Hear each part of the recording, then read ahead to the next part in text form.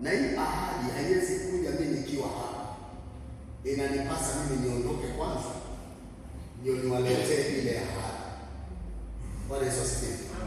Ni kuonesha Mungu amefanya kazi kwa majira tofauti tofauti. Alifanya kama Mungu, akafanya kama Bwana, sasa anafanya kama Roho Mtakatifu. Bwana Yesu asifiwe. Na ukweli ni kwamba sasa hivi hakuna kitu kingine tunakingojea. Kile tunakingojea pengine unyakuzi siku wa kanisa. Na hakuna mwingine tunayengojea ila ni Roho Mtakatifu aliyebeba utajiri wa Mungu wote. Amebeba baraka za Mungu, amebeba vipawa vya Mungu, amebeba neema ya Mungu. Yaani Roho Mtakatifu amebeba uponyaji, amebeba ushindi. Yaani kila kitu unachokihitaji kiko ndani ya Roho Mtakatifu. Bwana Yesu asifiwe. Kila kitu tunachokihitaji.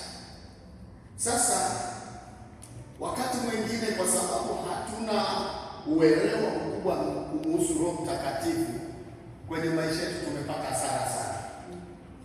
Wakristo wengi, Bwana Yesu asifiwe,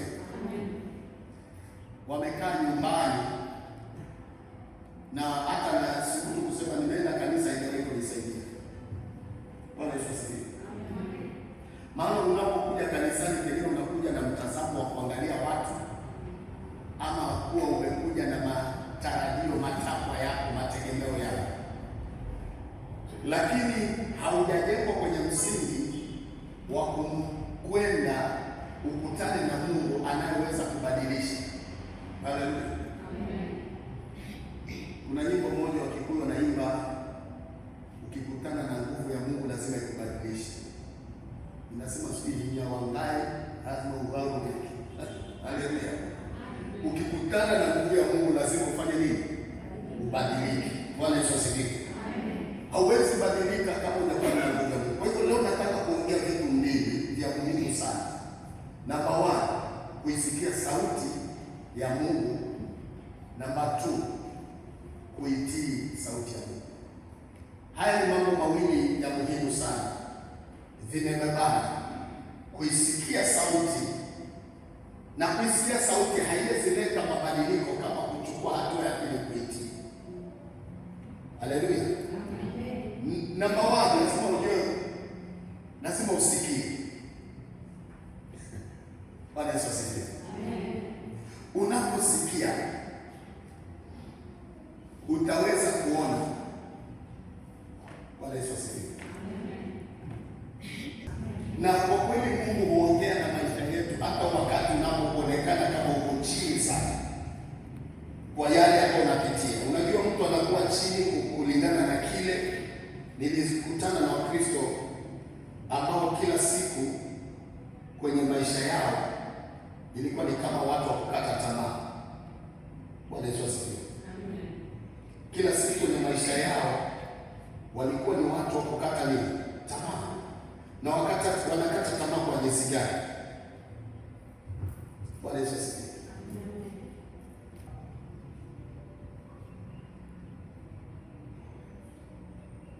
Hawajajengwa katika matumaini ya kumtumainia Mungu, wamejengwa katika misingi ya watu. Na kila wakati unapoketi unatarajia kanisa likufanyie. Ni kama vile tunavyokaa unasikia watu, serikali haijatufanyia, serikali haijatufanyia. Lakini serikali, Bwana Yesu asifiwe, serikali ina majukumu yake na wewe mwananchi una majukumu yako, si kweli? Serikali haiwezi kukuletea ugali kwa nyumba, lazima uamke wewe, ujitahidi, upigane ndio uweze kuenda. Hivyo hivyo pia katika Mungu. Kuna mtu anasema kanisa haijawahi kutusaidia, kanisa haijawahi. Bwana Yesu asifiwe. Wewe ni kama mtu ambaye anapiga ngumi katika hewa na hakuna kitu anaweza pata. Bwana Yesu asifiwe. Wakati mwingine kwenye maisha yetu tunakutana na changamoto inayotufanya kama tunazama mpaka tunakosa matumaini. Unakosa matumaini kanisani, kwa watu, na hata kile ukiangalia kuna huko. Bwana Yesu asifiwe. Lakini nataka nikwambie, Yesu alijua hatuwezi hapa duniani peke yetu uko msaada ambao utatokana na Roho Mtakatifu. Ndiposa Roho Mtakatifu anaitwa msaidizi. Yeye ni msaidizi. Alafu maandiko yanasema yeye anaweza kuchukuliana nasi katika mambo yetu ya nini? Ya udhaifu. Bwana Yesu asifiwe. Ni ngumu sana watu kuweza kubeba udhaifu wao. Kila mtu aliye hapa na udhaifu. Bwana Yesu asifiwe. Bwana Yesu asifiwe. Lakini hakuna mtu anaweza kubeba udhaifu wao. Bwana Yesu asifiwe. Sasa kutii sauti ya Mungu ama Roho Mtakatifu ndiyo kumebeba baraka na muujiza wako.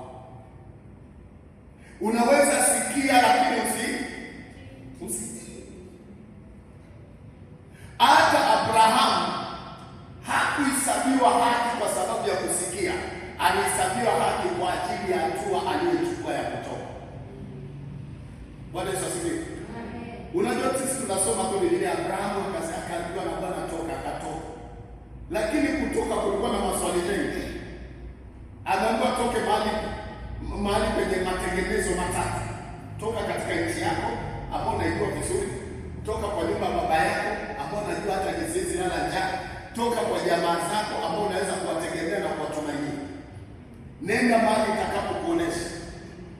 Kwa hivyo tayari ashatolewa ndani ya watu wake, ashatolewa ndani ya tegemeo la wazazi wake, ashatolewa katika nchi yake.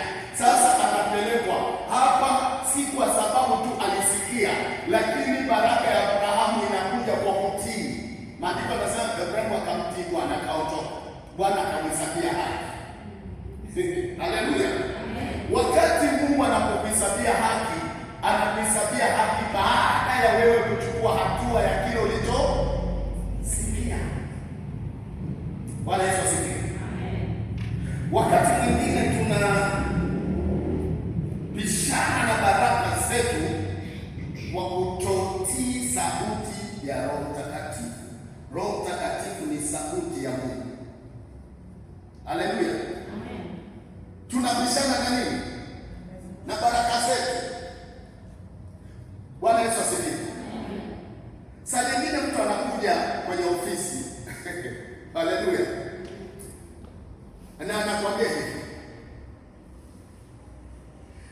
nimekuja upate kunishauri, nataka kufanya jambo fulani. Bwana Yesu asifiwe. Analeta mawazo ya Mungu, haleti mawazo yako. Wewe binadamu una vile unavyotaka.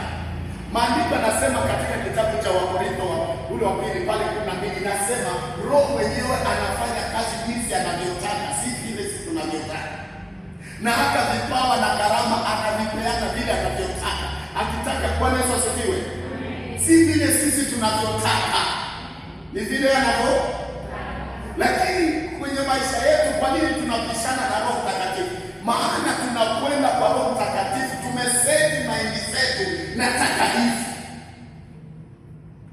Bwana Yesu asifiwe.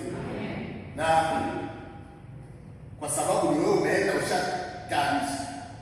Na hivi ndio unasikia mtu anatumia akili, anatumia macho, anatumia ufahamu wake, lakini hajamsikia Roho Mtakatifu. Nilikwambia Roho Mtakatifu anaishi ndani yetu na anakaa ndani yetu.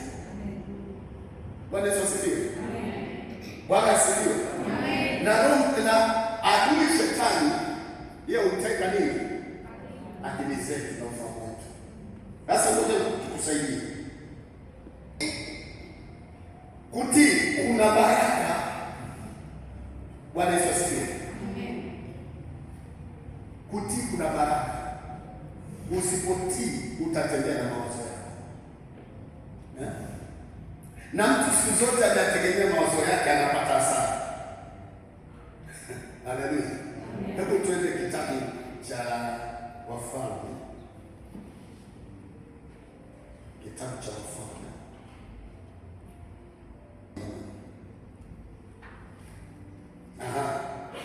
Mlango ule wa 5. Wafalme wa pili mlango wa 5, na Yesu tusomee kuanzia 10 mpaka 16. Nataka tusikie hichi kisa. Mlango wa 5 mstari wa 10.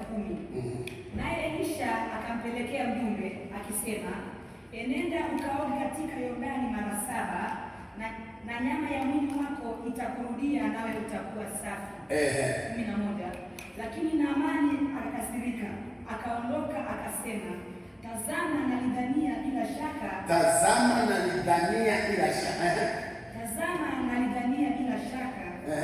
atatoka kwangu na kusimama na kuomba kwa jina la Bwana Mungu wake na kupitisha mkono wake mahali penye ugonjwa na kuniponya mimi mwenye ukoma. Hiyo ilikuwa akili ya nani? Akili ya Naamani. Kanisa, mimi naongea na nyinyi, sio wewe. Hii ilikuwa akili ya nani? Ya Mungu hiyo. Yeye alikuwa ashaseti maindi yake kulingana na cheo chake, kulingana na nafasi yake. Bwana Yesu asifiwe. Amepata kabisa, nikifika pale nitafanywa ABCD. Lakini Mungu anakuja tofauti ya mawazo yake. Haleluya.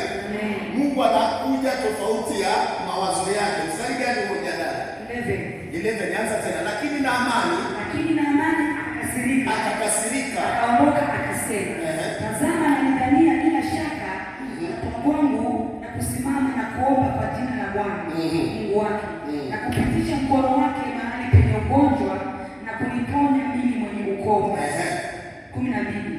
Je, Abana nafaa wacha nione 13 kwa jina wakati wake. Watumishi wake wakamkaribia wakamwambia wakasema, baba yangu kama yule nabii analikuambia kutenda jambo kubwa usingalitenda, je, si zaidi basi akikwambia jioshe uwe safi?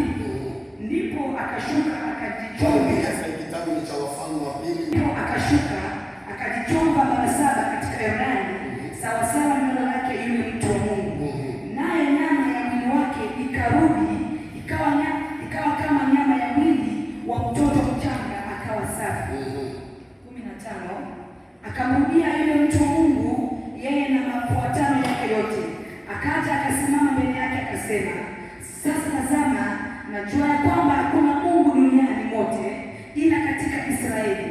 Basi nakuomba upokee baraka kwa mtumwa wako. Lakini akasema kama Bwana aishivyo. Biblia inatupatia siri kubwa sana kuhusu mambo mawili, kuhusu sauti ya Mungu na mawazo ya mwanadamu. Haleluya. Na hapa ilikuwa mojawapo ya mtu huyu amepishana, yaani tayari amekwenda kwa Mungu ama kwa mtu wa Mungu, lakini kuna vile ashajipangia vile anataka iwe. Bwana Yesu asifiwe. Lakini Roho Mtakatifu naye kuna vile ashapanga anavyoweza kuchukua uponyaji wake. Haleluya. Ukiangalia mstari wa 11 ndio unasema hivi. Mstari wa 11 ni wa muhimu sana. Sikia. Lakini Naamani akakasirika, akaondoka akasema. Akaondoka akasema. Tazama nalidhania bila shaka. Hayo ni mawazo yake. Vile nilikuwa nadhania, vile nilikuwa nafikiria, Bishop angestahili kufanya, si hivyo. Amefanya sivyo hivyo. Nilikuwa nafikiria nikifika atanipokea, atanikaribisha, ataniona, atatetemeka.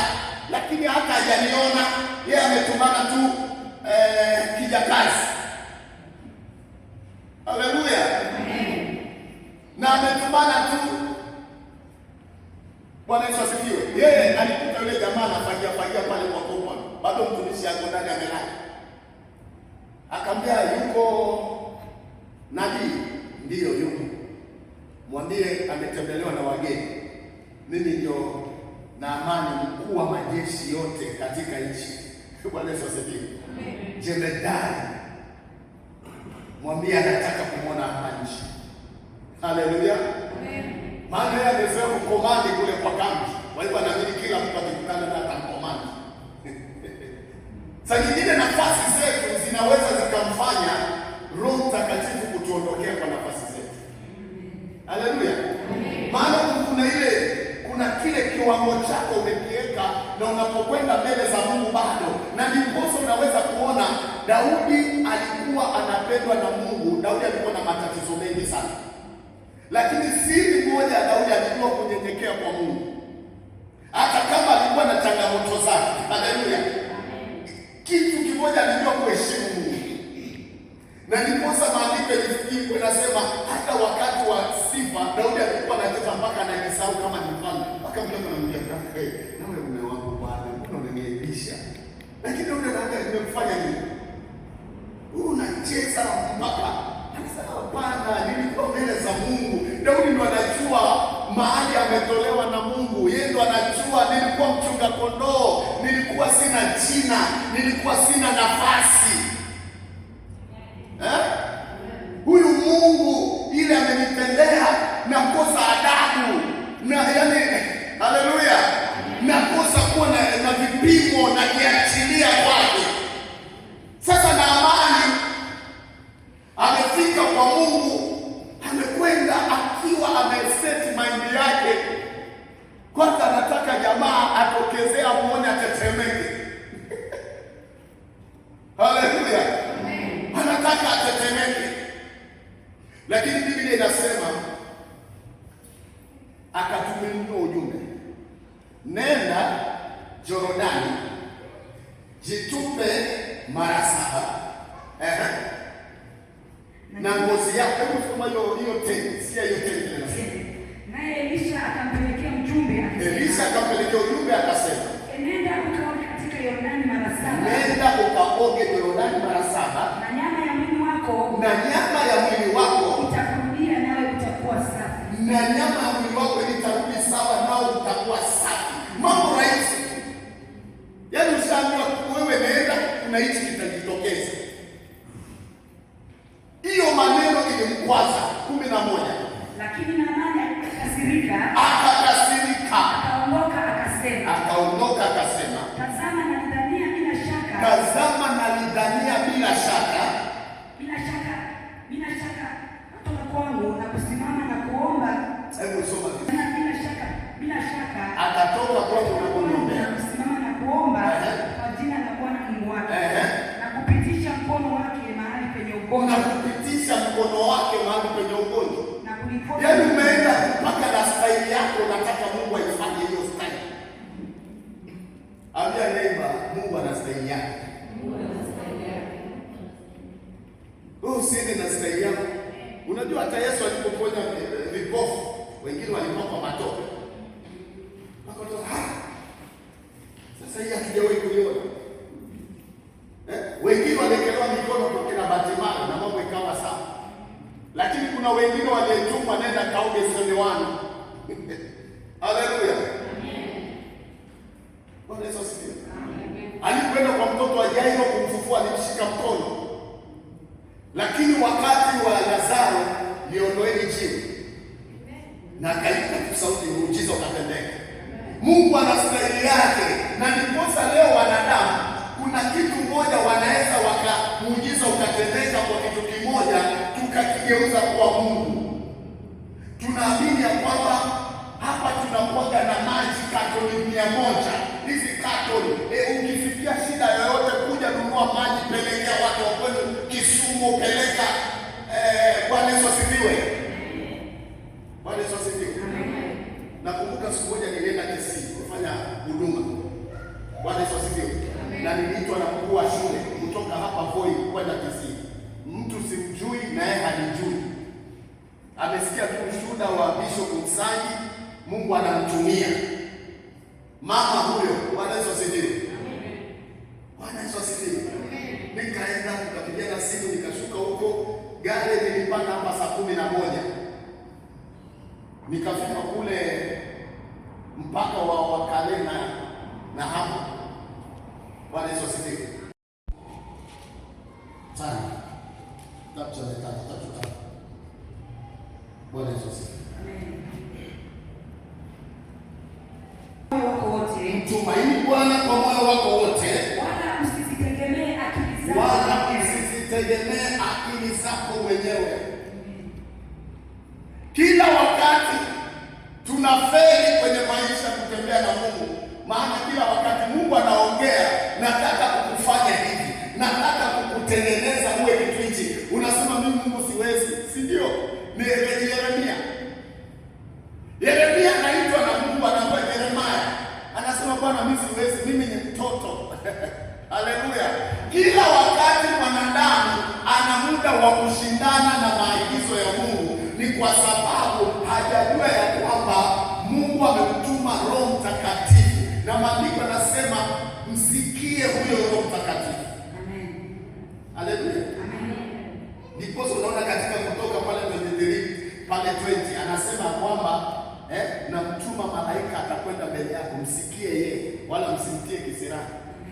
Atawaongoza mpaka mahali nilipowatengenezea. Kuna mahali Mungu ameseti ni kwako, lakini ni kufika hapo panahitaji usikie anasemaje. Haleluya. Kufika hapo kunahitaji usikie. Usiposikia hautafika. Bwana Yesu asifiwe. Amen. Jina la Bwana libarikiwe. Warumi. Tuko pamoja? Kitabu cha Warumi 1:28. Sikia vile nasema. Warumi mlango wa kwanza mstari wa 28. Na kama walivyokataa kuwa na Mungu katika fahamu zao, Mungu aliwaacha wafuate akili zao zisizofaa. Mungu akawaachilia wafuate akili zao zisizowafaa, wayafanye yasiyowapasa. Wakayafanya yasiyopaswa kuyafanya. Kuna vitu walifanya vitu wasiopaswa kufanya. Kuna kile ambacho tabia ya Myahudi, Myunani. Haleluya. Wakafanya yasiyopaswa kufanya. Maana Mungu alingangana na wao, lakini wao walikuwa wagaidi. Mungu akawaachilia. Soma tena hiyo 1:28. Sikia vile nasema. Na kama walivyokataa kuwa na Mungu katika fahamu zao. Sema Mungu. Hebu ujasiri. Mungu. Nipatie fahamu ya kukuelewa na kukuelewa. Wakati mwingine Mungu unastahili, Mungu anakupatia understanding ya kumuelewa. Akiongea unaelewa haraka. Maana ufahamu wako kama haumuelewi. Haleluya. Bwana Yesu asifiwe.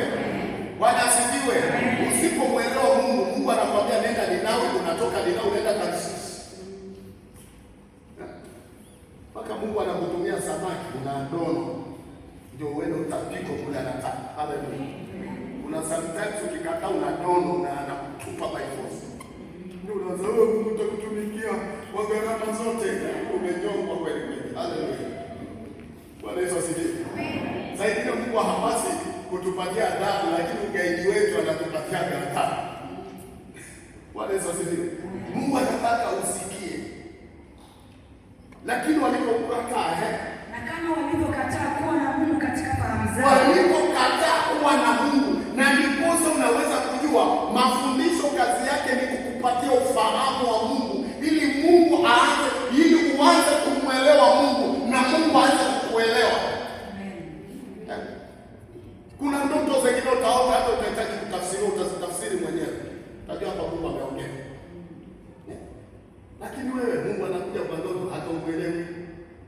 Mungu anakuja hata kwa neno hata uelewi. Mungu anakupatia hata nabii anakutumia hata uelewi. Mungu anakuambia kama Yeremia, wacha nikufundishe hivi vikombe vinagongana hata uelewi. Haleluya. Kila kitu uelewi, unabaki hapo. Bwana Yesu asifiwe. Yaani anamwambia Yeremia, anakuambia nitakusikizisha maneno yako. Akaenda kijazi akawa anatengeneza chombo. Maandiko yanasema kile chombo hakikutokezea vile vile, akabadilisha akili. Akasema okay, kwa nataka kuona hata sasa nitengeze pesa. Mungu anamwambia unasikia? Hivi ndivyo watu wangu nataka kuyafinyanga niwatengeneze kile nataka, lakini wao wamekatalia. Bwana Yesu asifiwe. Neno la Mungu kazi yake ni kukutengeneza na kukutayarisha. Hakuna tabia ya mtu inaweza badilika kama hakutakuwa na neno litakalo kusababisha kubadilika. Sema amina. Yesu asifiwe. Hakuna maombi ya mtu yanaweza endeseka kuomba kwenye neema kama utasikia neno ambalo litachoma moyo wako katika kuomba. Wakati mwingine Roho Mtakatifu anakuamsha usiku saa 7 mpaka naondoa usingizi kabisa. Usingizi unaenda haulali. Sasa unaweza kufikiria zile biashara zako, unaweza kufikiria wale watu wanapodai, unaanza kuingia mahali ambapo usiku baada ya kujua Mungu sasa ameondoa usingizi, anataka niketi niongee na yeye. Bwana Yesu asifiwe. Mungu anaondoa usingizi, anataka uketi upate muda kusikia na wewe usikize. Bwana Yesu asifiwe. Wakati mwingine tunakuja katika nyumba ya Mungu. Bwana Yesu asifiwe. Unakuja, unaomba, unamaliza, unasema amen, hata uchukue muda wa kuketi na kutulia mbele za Bwana, usikie kuna kitu analeta. Bwana Yesu asifiwe. Bwana Yesu asifiwe. Wakati mwingine kwenye maisha umekuwa stranded, yaani kuna vitu hauvielewi vile vinakwenda sivyo. Bwana Yesu asifiwe. Unastahili kujua, unastahili kwenda nyumbani mwa Baba. Maandiko yanasema, Ana akasema nitakwenda nyumbani mwa Baba, mahali alichopa kukimbilia. Haleluya. Amen. Bwana Yesu asifiwe. Amen. Mimi nakwambia kuna vitu Ana alisimamia. Akasema hata Elikana mume wangu hata kama atanifariji, nimekataa kufariji, nataka nione Bwana. Maana Biblia inasema Elikana alikuwa anapatia Penina na watoto wake, lakini akifika kwanza anampatia mara 2 ya Penina na watoto wake. Kama Penina na watoto wake wamepewa 200,000, Ana anapewa 400,000. Ile ilikuwa inatosha. Hata wakati mwingine Ana anashindwa kula, analia. Sikia Elikana ndiye anamwambia, wewe kwa nini unashindwa kula na kulia? Je, mimi si bora kuliko watoto 10? Hebu fikiria msemo wa namna hiyo. Ni nini umeomba umekosa? Ni nini umekosa? Na ni kweli hajakosa, lakini kuna kitu anasikia bado na aibu imenikalia. Bwana atanisaidia. Haleluya. Kuna vitu lazima ujue vinahitaji wewe mwenyewe ukanifanyie chunga, ukasema mimi nataka kuona mabadiliko kwenye maisha yangu. Haleluya. Usipotamani utabaki pale. Usipotamani utabaki hiyo kiwango. Kuna watu hiyo kiwango walitakana wawe waliondoka mwaka juzi, lakini hata sasa tuendelee na Yesu kuongeza imani pale makutai. Bwana Yesu asifiwe. Kuna wakati lazima upate kujua kuna viwango. Kuwa na Mungu katika fahamu zao. Na kama walivyokataa kuwa na Mungu katika fahamu zao. Walivyokataa kuwa na Mungu katika fahamu zao. Mungu umemdhibiti kabisa kwenye fahamu zako, hayuko. Ambia mtu kama ulimdhibiti leo, regesha kwenye fahamu. Kwenye fahamu hawana. Haleluya. Uko busy, hayuko. Haleluya. Ukimdhibiti kwenye fahamu zako utapata tabu wewe. Kila siku utakosa vikao duniani. Kenda huku mama ndio ajaribika. Kenda huku kwanza unaambia wewe ndio mtangu nchi yako. Nakumbuka Njoro. Unakumbuka mama mmoja tulienda kumwombea kule Kikuyu Hospital. Kila mahali akienda shida inatokea na anafukuzwa. Akienda huku shida inatokea anafukuzwa. Akaenda kwa dadake akamkaribisha. Yule mwenye nyumba alikuwa anaishi hapo. Mwenye nyumba alikuwa na mbuzi zake 25. Akiamka asubuhi mbuzi zote hazina mkia, zote zimekatwa mkia. Mwenye nyumba anauliza dada, ni nani amekuja hapa? Ni nani ambao unamleta? Ni dada, anafukuzwa. Bwana Yesu asifiwe. Dadake alikuwa na mtii. Kile kinafanyika unamkwaza. Umewahi kusikia kusema fulani amenikwaza? Umewahi kusikia? Ama yeye amesikia ni mambo kama hayo?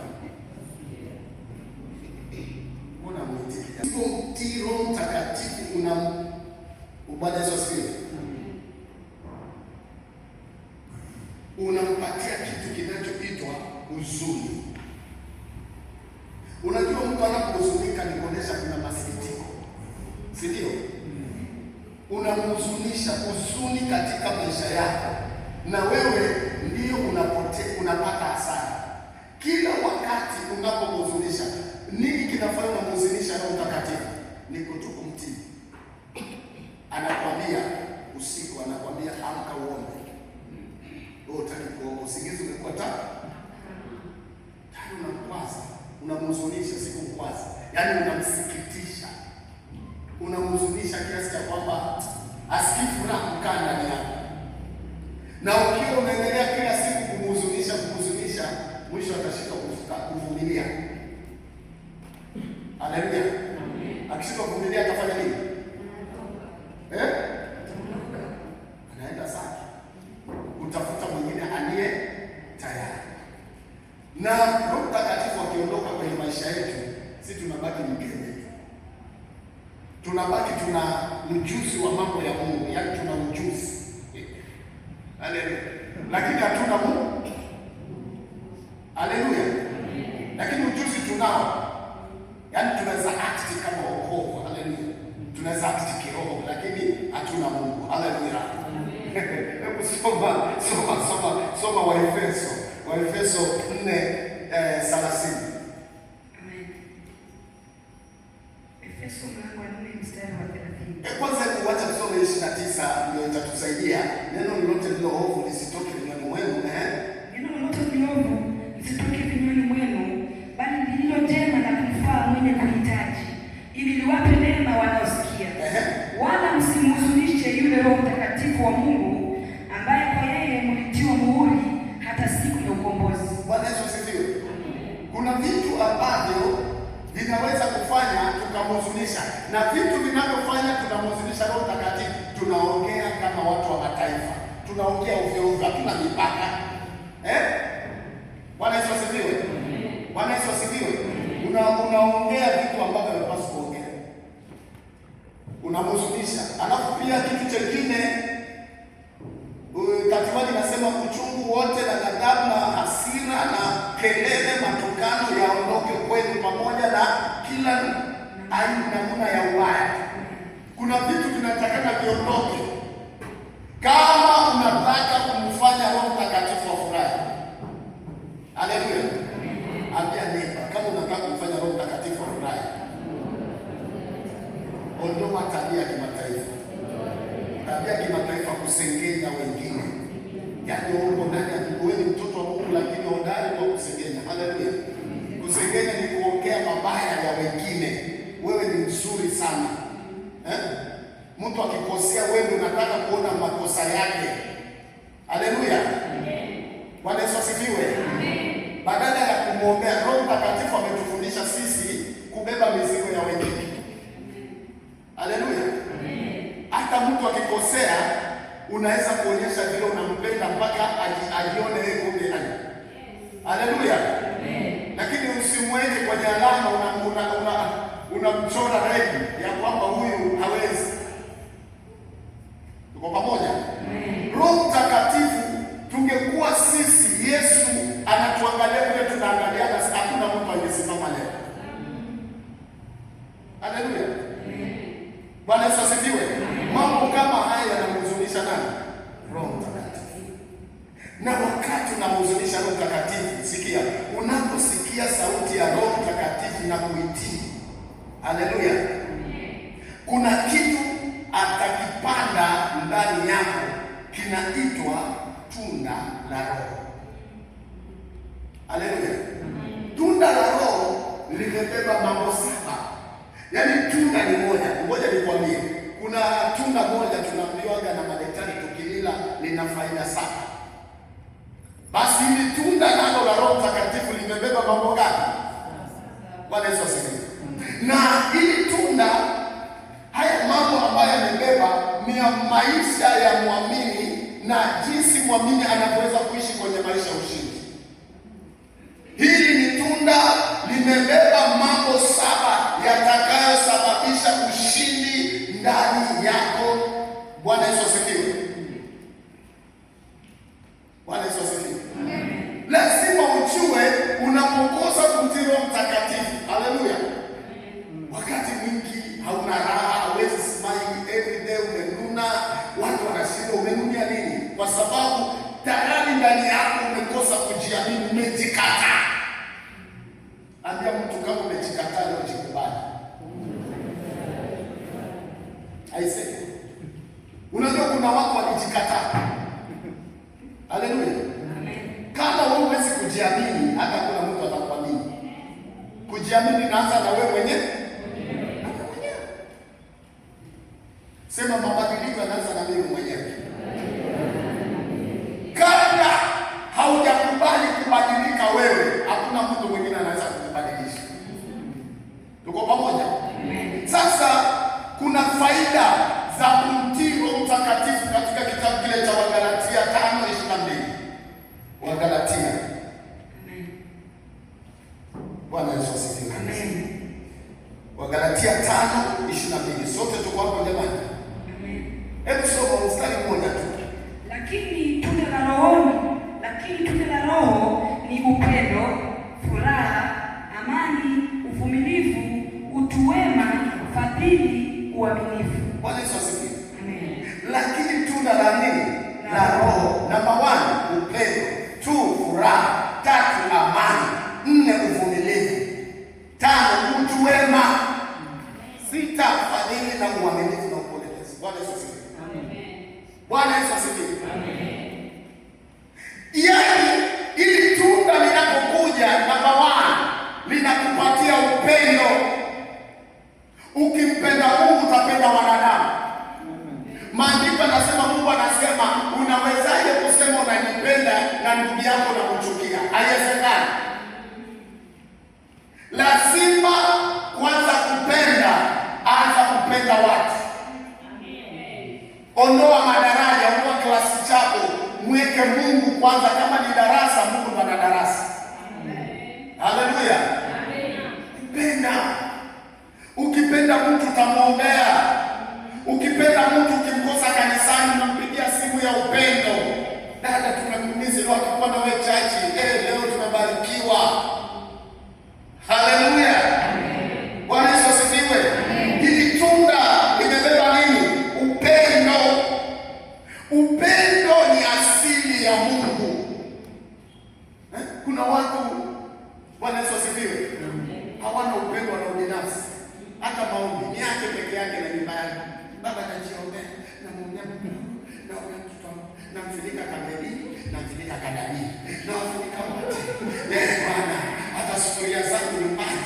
Haleluya. Yaani unaombea vitu hata vingine si vya kuombea. Na kuna memba anahitaji maombi yako. Mmesikia kule dada Jacqueline amesema, nilienda safari na ninajua mko mnaniombea. Si ndio? Mpendwa, unapokosekana katika nyumba ya Mungu, kanisa lazima likuombee. Hata mimi Bishop Msani nahitaji maombi yenu. Siwezi kubariki kama mniombee, na usije kama mniombee usitarajie kubariki ama kubadilisha maisha. Bwana Yesu asifiwe. Naweza kutumiwa na Mungu kubadilisha maisha yako, maana unaniombea. Naye Mungu anaomba. Haleluya. Bwana Yesu asifiwe. Upendo. Haleluya. Haya ni matunda yanakaa ndani ya nani? Jamani, ongeni kwa sauti kama unaelewa. Yanakaa ndani ya nani? Mbona mjaongea? Sema tunda la Roho. Linakaa ndani ya Roho Mtakatifu. Bila Roho Mtakatifu huwezi kulipata tunda la Roho. Huwezi. Kuna watu wamejaribu kupenda lakini wana upendo umefika mwisho. Furaha. Tunda la Roho linaleta furaha. Ukiona kwenye maisha yako una furaha, jua tunda halipo. Hebu jipekeshe. Je, kwani una furaha? Furaha ya Roho Mtakatifu, yaani inakupatia sere ngoroni. Ambia mwenzako kwa Kikweli wewe. Kwa Kikwetu ni sere ngoroni, yaani amani.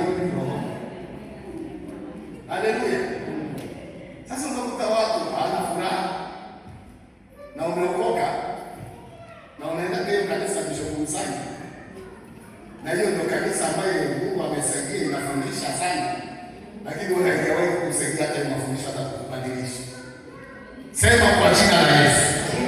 Kuanzia leo, Yesu nipe tunda la Roho.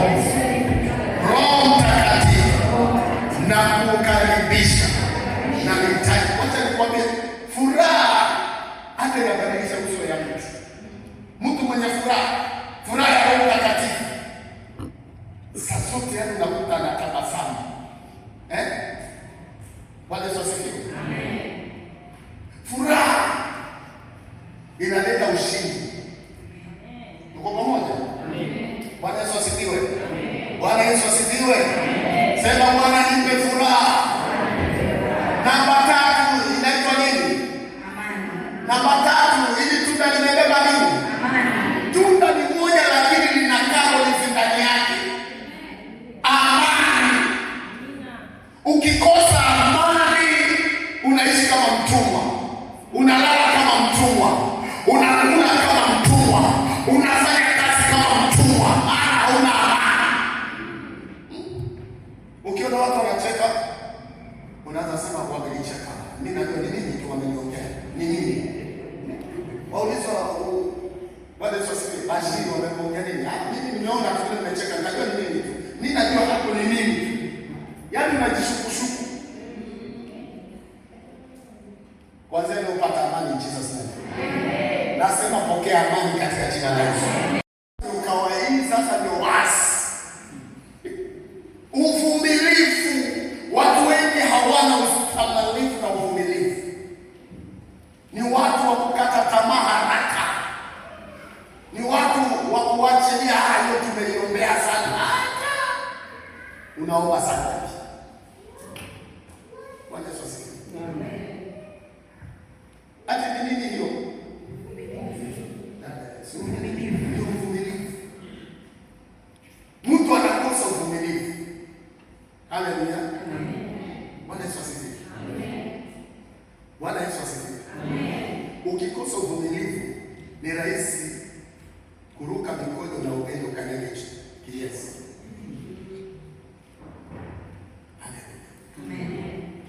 Bwana Yesu asifiwe. Amen. Mama mmoja wamekaa na mume wake mwaka wa kwanza, wa pili, wa tatu, wa nne mpaka karibu miaka 7. Hawajabarikiwa na mtoto. Tuko pamoja? Bwana Yesu asifiwe. Amen. Mama akaambiwa na mwenzake, twende kwa maombi utapata mtoto. Kule watu wanaomba wanapata mtoto. Haleluya. Bwana Yesu asifiwe. Ambia mwana, hebu ambia jirani yako, unaona hapa tu. Mweleze tena, unaona hapa tu. Kuna kila hitaji lako unalohitaji kutoka kwa Mungu. Inategemea wewe umejiconnect vipi na Mungu katika imani. Yule mama akaondoka akaambiwa kuna mahali ukienda utaombewa. Unajua vitu vya siku hizi vinakaa watu wataki mtu hawezi kataa maombi, si ndio? Lakini ni watu unaenda. Akaenda akaombewa. Alipoombewa akapata nini? Akapata mimba, akazaa. Sasa akasema kule kuko sawa. Bwana Yesu asifiwe. Amen. Alikuwa na mfanyikazi wa nyumbani. Mama analeta stoki za chakula, yaani walikuwa wamebarikiwa.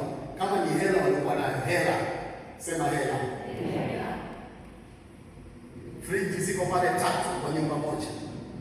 Ya kuweka samaki, kuweka nguruwe, kuweka spinya na vitu vitorokonya, mayogurt, yaani uchafu wote. Bwana Yesu asifiwe. Amen. Lakini mama baada ya siku mbili akirudi anakuta friji ziko empty. Anafukuza mfanyikazi. Huyu mfanyikazi ana kama naenda vitu anapeleka kwao. Akafanya hivyo karibu mara 4. Sasa siku moja pasta wake akaenda akasema, mimi napata wasichana wabaya, naomba pasta uniombee. Pasta kumwambia Mungu akamfunulia yule mtoto si mtoto wa kawaida. Lakini pasta, wachungaji wanapewa nini? Akapewa hekima na Mungu, hakumshtua ile mambo. Bwana Yesu asifiwe. Akamwambia mama, fanya hivi, ukiondoka ukienda kazini, usende kazini, nenda uzunguke, nenda kwa dirisha uchungulie, utajua ni nani anayekula zile samaki. Bwana Yesu asifiwe.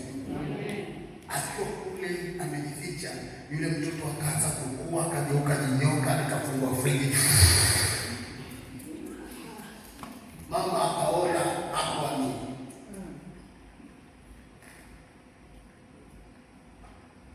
akaenda kwa basi kile niona basi anambia sasa nitakwambia nitaka uone kwa macho. Ningekwambia umefaint. Akasema kwa hivyo nilifaint. Bwana Yesu asifiwe. Bwana Yesu asifiwe. Mwisho akapigia yule pasta. Alikuwa na mama yake alifuta pati nzuri ama mbaya. Akapigia, mimi nilikuambia uniombee nipate mtoto lakini si mtoto. Yule akamwambia wewe hapo sikuwa ni mtoto na mtoto nipate. Hiyo si mtoto umtaki, sema kama umtaki, simtaki mtoto akapotea. Bwana Yesu asifiwe. Amen. Wakati utaki kuwa na uvumilivu kwa Mungu, unaweza toka mahali pasawa na ukajiingiza mahali pasipo pasawa. Bwana Yesu asifiwe. Wakati ninapokuombea, mimi nina imani na wewe pia kuwa na imani, tuunganishe imani zetu kwa nani? Lakini kama wewe huna imani, haleluya, nani unabebwa na jirani, twende tukutane kwa maombi. Bwana Yesu asifiwe. Bwana Yesu asifiwe. Haleluya.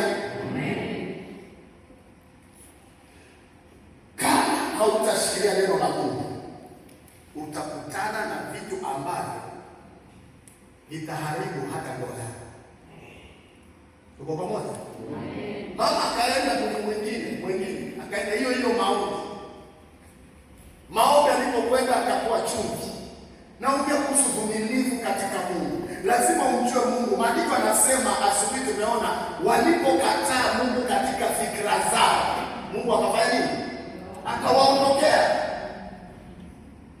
Kila wakati Mungu akiomba nafasi kwenye maisha yako na hutaki kumpa, anaondoka. Biblia inasema wala msihuzunishe. Akaenda akanunua chumvi.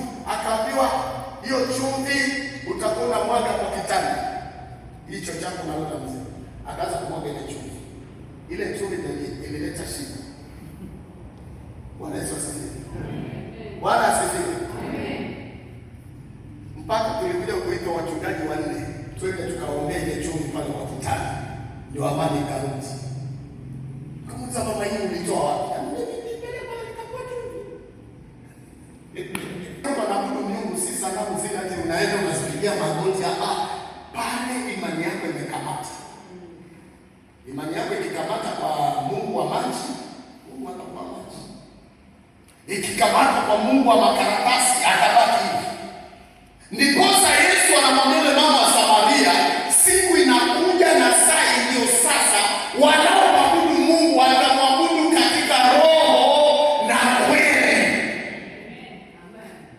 Yule mama anamwambia Yesu, wewe umekuwa mkubwa kuliko baba yetu Daudi aliyekuchimbia kisima. Hichi kisima Daudi alikunywa, mifugo ikanywa, hakijakauka vizazi na vizazi mpaka sasa. Na alitufundisha kwenda kuabudu milimani. Sasa umekujaje unasema?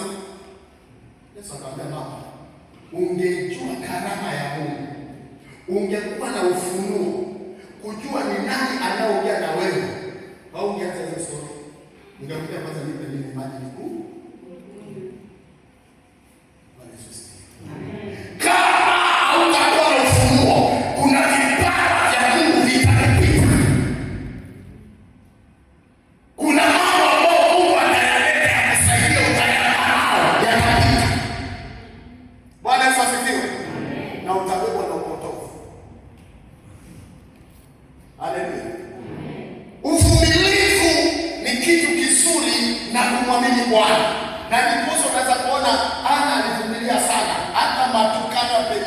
majaribu, lakini dakika ya mwisho Mungu alileta msaada. Bwana Yesu asifiwe. Lazima ujue katika kile unakiomba, lazima imani yako, kama unataka kupata muujiza, imani yako. Bwana Yesu asifiwe. Bwana Yesu asifiwe. Bwana asifiwe. Tukiwa tuna uvumilivu, unakaa unasema mimi nimengojea nipate kazi, sipate kazi, naenda kutafuta njia zingine. Bwana Yesu asifiwe. Subiri. Mungu kuna kitu anataka ufanye. Kuna hatua Mungu anataka ufanye. Kuna kiwango Mungu anataka uingie. Kuna kumtambua Mungu anataka umjue. Bwana Yesu asifiwe. Amen. Bwana asifiwe. Amen. Mimi naona watu wengi wanakaa mpaka wanazoea mambo kwa sababu ya kukosa hili jambo. Bwana Yesu asifiwe. Utu wema. Kuna utu wema, utu. Yaani ujue kuna ule utu. Kuna mtu aliye na utu wa kiungu, anajali, ana huruma. Kuna watu hata hana utu, ni kama mnyama. Haleluya. Ukikosa utu unakuwa mnyama, si ndio? Haleluya. Ninakukatika sana. Si ndio hivyo unasema haleluya. Wacha nimeze kwa zima zima. Haleluya. Ukikosa utu unakuwa nini? Mnyama. Unasikia kwanza ana roho ya kinyama, inaweza kuwa mtu. Maana hana utu. Utu ni huruma. Haleluya. Utu wema. Ndani yake kuna utu wema. Na hili ni tunda linaletwa na Roho Mtakatifu. Haleluya. Ukikosa utu wema, hata unaweza ukoka na ukawa mchoyo. Unaficha chakula. Wageni wanaingia unaficha. Utu, huna utu. Watakula chapati yangu na nimeipika sasa hivi. Kuna watu chakula zingine wanaziona kama Mungu. Kuku yangu nilikaanga vizuri.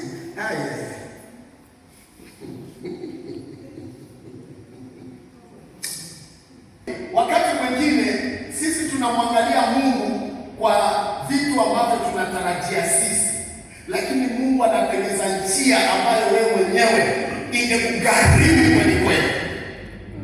Mungu anakutengenezea njia. Na hapo ukiangalia unasema hapa kama si Mungu nje ingenigharimu. Bwana Yesu asifiwe. Tunapisha baraka za Mungu kwa sababu ya nini? Sababu ya nini? Kutokusikia sauti ya Roho Mtakatifu na kumtii. Tunapisha tunda hili. Si ndio? Linaitwa nini? Kuna tunda lingine linaitwa fadhili. Ni nini? Ni fadhili. Kufadhili ni ule uwezo kidogo ulio nao, unaweza kuwa baraka kwa mwingine. Kuna watu hawajui kupeana hata kwa mwingine. Kupeana. Kuna uwezo tu kidogo Mungu amekupatia. Bwana Yesu asifiwe. Kufadhili. Uwezo kidogo. Bwana Yesu asifiwe. Mpaka mtu anakuomba kitu na unaanza kuuliza, uliambiwa hapa ni wewe? Hapa ni Red Cross. Hapana. Anasikia kama umetumwa kwako, mfadhili. Haleluya. Na niposa nilikwambia waokovu waliookoka hawastahili kukopeshana. Kama una nafasi ya kumpa mtu mpe na achana naye. Ukikopeshana mtaanza kuingishana. Kila sababu utaanza kukocha kuja kanisa nini? Anamdai, hataki kunipatia, mimi nimemwachia kanisa. Hatuna ruhusa ya kukopeshana. Ambia mtu sisi hatutakopa. Tutakopesha. Na ni watu gani tunakopesha? Ni watu gani tunakopesha? Si walokole, mataifa. Ukimkopesha mtu ambaye hajaokoka atakulipa. Ukimkopesha mtu aliyejaa roho hatakulipa, maana si kanuni yake.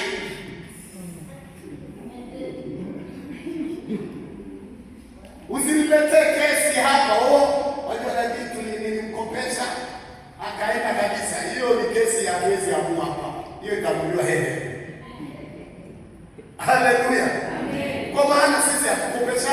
tunapeana.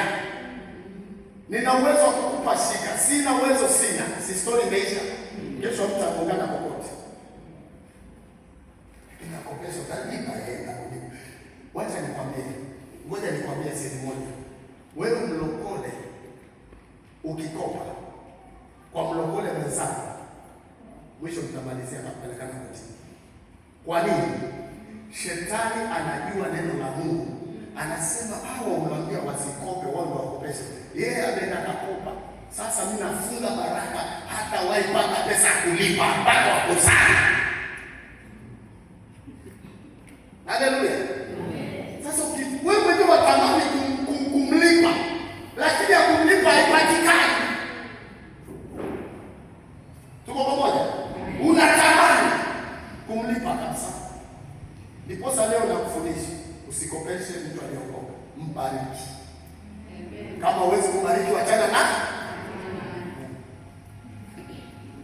Ukimkopesha tutatoroka makanisani, tutatoka aende kanisa nyingine tena, kule akope atoke aende nyingine. Kasikia vile wewe ni mkopaji. Uaminifu hapa pia ndio kwenye matatizo. Bwana Yesu asifiwe. Hili ni tunda. Likija ndani yako lazima kuwa mwaminifu. Haleluya. Tukikosa uaminifu hata taiti hatuwezi. Fungu la 10 hatuwezi leo. Maana kwenye imagination zako unajua hilo sijidanganye, si Mungu anakuloni msangi. Haleluya. Umesahau msangi amekuwa na Mungu. Bwana Yesu asifiwe. Na Mungu amemchagua yeye kwa wakati huo. Tuko pamoja?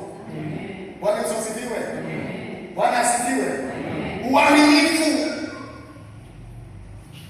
katika nafasi Mungu amekupa, kuwa mwaminifu. Nafasi Mungu amekukabidhi wewe kiongozi kwa wazee, kuwa mwaminifu. Wewe ni kiongozi, yani mwaminifu unapatikana. Haleluya. Kwa nini? Wewe ni kiongozi, kujua kwamba usipotekeleza utadaiwa na Mungu, sio Bishop Msangi atadaiwa. Elewa hiyo, alia neema nafasi uliyokuwa na Mungu. Hebu mweleze vizuri Bwana, nafasi uliyokuwa na Mungu. Usipoitendea haki, Mungu atakudai wewe.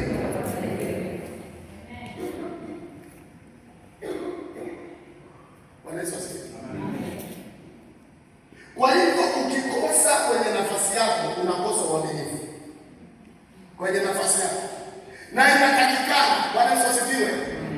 Inatakikana siku unakosekana, unahakikisha unatoa pesa yako, unapigia mtu simu, nishikie, sitakweko, ili nafasi yako isiwe nini? Isiwe pengo. Si ndio?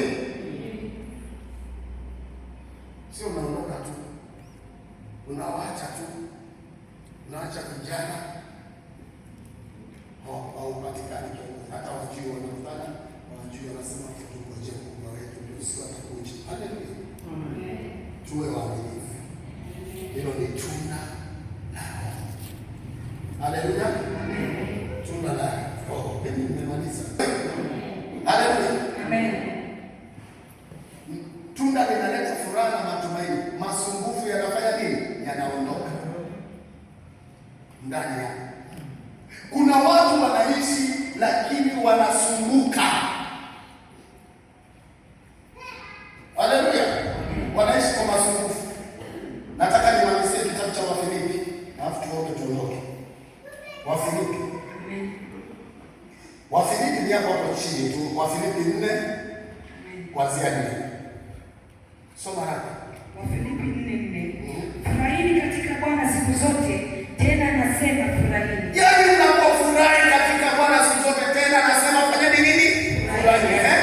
Upole wenu na ujulikane na watu wote, Bwana yu karibu. Upole wetu ujulikane na watu wote. Bwana yuko wapi? Msisumbue kwa neno lolote, bali katika kila neno kwa kusali na kuomba pamoja na kushukuru haja zenu na zijulikane